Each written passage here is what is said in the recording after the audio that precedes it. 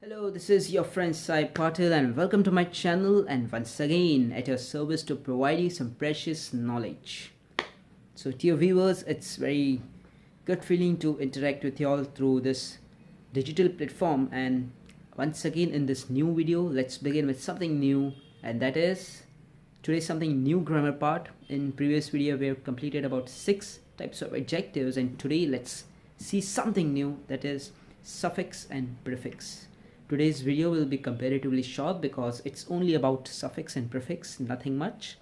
So let's see what is suffix and what is prefix. The words, if you are not familiar with, you will be familiar. It's okay. Comparatively, it's easy, need not stress much. Let's begin. First one, suffix. What is suffix? Suffix is nothing but a word or a syllable.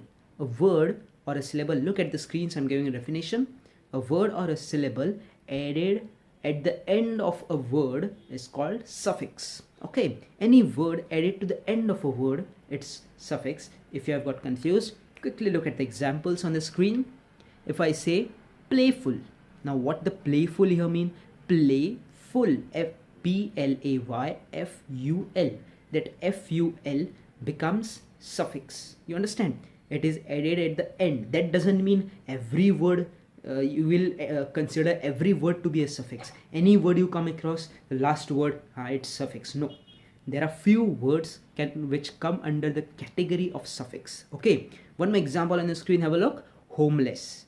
Now let me tell you one important rule. The last word which has a meaning, and when the last words which are added has its own meaning, it is called suffix. Not every word, the last 2-3 words can be a suffix. So, okay, do not misunderstand the concept of suffix.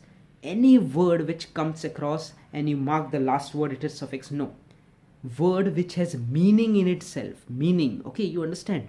If I have said playful, now playful, full can be used in another context also. Playful, this word full has its own meaning. Homeless, if you join this home and less, it becomes homeless. But if you separate these words, it has its own individual different meaning. Home means a house, less means something less. Okay, and when you join this, it has some different meaning.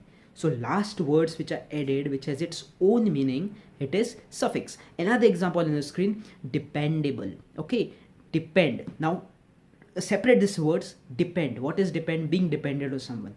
And able means being able to do something.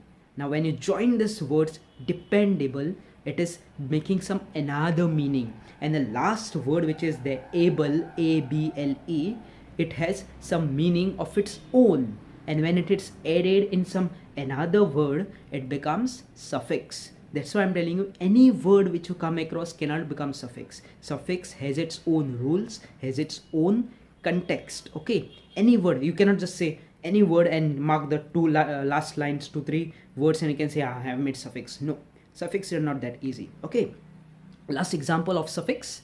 If I say careless, now see, care, separate this word care and less. Now care has its own meaning. What is care? Caring for someone. Less means what? Less. Now if you join this word careless, it becomes suffix. What is suffix? Not the whole word. Less becomes here suffix. The word less, if you separate that word or you just underline the last word less, it is suffix. Why? Because both of the words has its own different meanings, but when you brought together, it becomes a separate different meaning with one word compiled. Okay, and 2 words compiled, and the last word has its own meaning, it is suffix. Now let's look at prefix and let your confusion go off. What is prefix? Any word or a syllable added at the beginning of the word, it is prefix. Now what was suffix? Any word or syllables added at the end of the word. And what is prefix? Pre, the word itself tells you pre. Pre means before. Any word added at the beginning of the word, it is prefix. Quickly look at the example. Disconnect. Disconnect. Now prefix and suffix may be sounding little same, but there is a slight difference. Now what was suffix? The last word which you mark has its own meaning. Here in prefix has its own opposite word. See, if I say disconnect, what is the opposite word of disconnect? Connect. If I say imbalance, what is the opposite word of imbalance? Balance. If I say unhappy, what is the opposite word of unhappy? Happy. So that imbalance here becomes I am. That I am becomes here prefix. Unhappy, that un here becomes prefix. Okay. Disconnect here dis becomes prefix. Why? Because this word disconnect has its own meaning, but it has its own opposite word also. Any word you cannot just call it as prefix. Any word, my name you take sai, so you cannot just mark sa and say it is prefix. No, it cannot be, because my name doesn't have an opposite word to it. Sai doesn't have an opposite word. Okay, but this words what I'm taking has its own opposite words. Disconnect has its own opposite word of connect. Imbalance has its own opposite word of connect.